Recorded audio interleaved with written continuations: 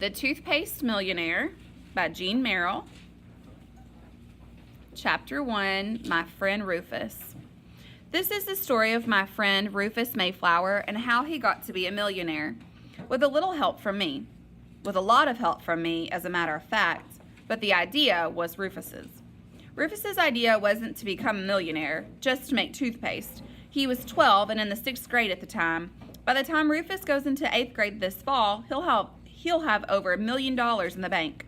I don't suppose you know too many 8th graders who are millionaires, and you wouldn't know Rufus was one to look at him. He still wears the same old blue sweater.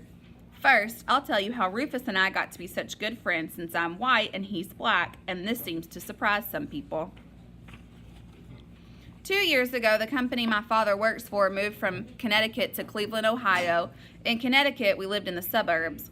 You may not believe it, but up to the time we moved to Cleveland, I had never met a black person.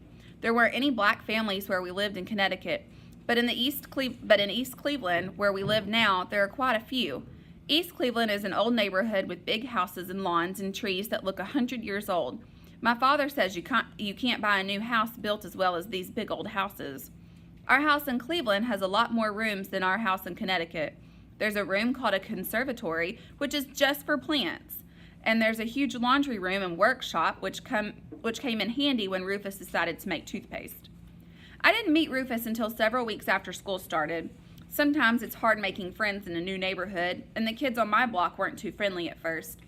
It was okay at school, but after school and on weekends, it was lonely.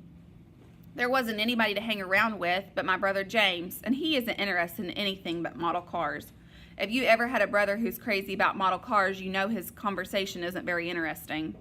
You can't even understand it. It's all about camshafts and gear ratios and RPMs. I know that if you want to make friends, you have to be friendly. And I tried. There were 2 girls about my age, Clem and Josie, who lived in the house next door, and I thought it would be easy to make friends with them. One afternoon, I saw them watching me pick apples from this nice old apple tree we have in the backyard, and I invited them to come over and pick some apples if they wanted. But they said no. Another time when Clem broke her badminton racket, I called over to ask if she wanted to borrow one of mine, but she didn't.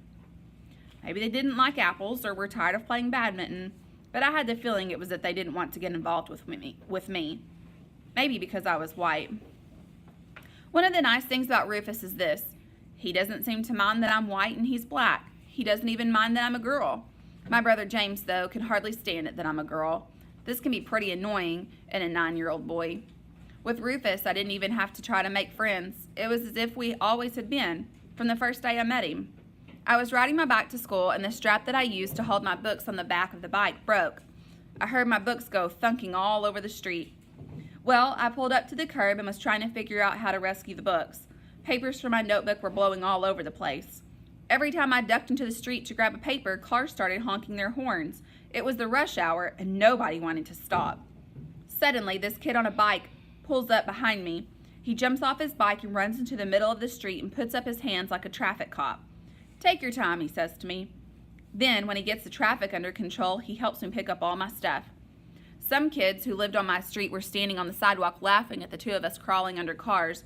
One of them yelled, "Hey Rufus, you'll be late for school." Rufus didn't pay any attention except to explain to me, "That's my name, Rufus." Rufus tried to fix my broken book strap, but when he tied it together, it wasn't long enough to go around the books. "Never mind," he said. "I'll put them in my saddlebags."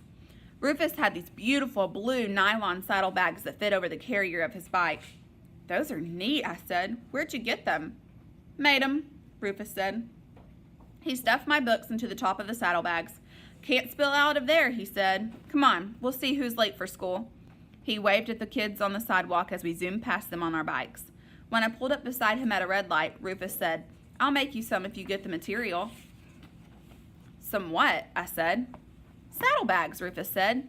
"You can get waterproof nylon in red, orange, blue, or black at Vince's Army and Navy." At the next traffic light, he said, "You don't need to buy leather for the straps. I've got some left over from making my saddlebags. All you need is the nylon."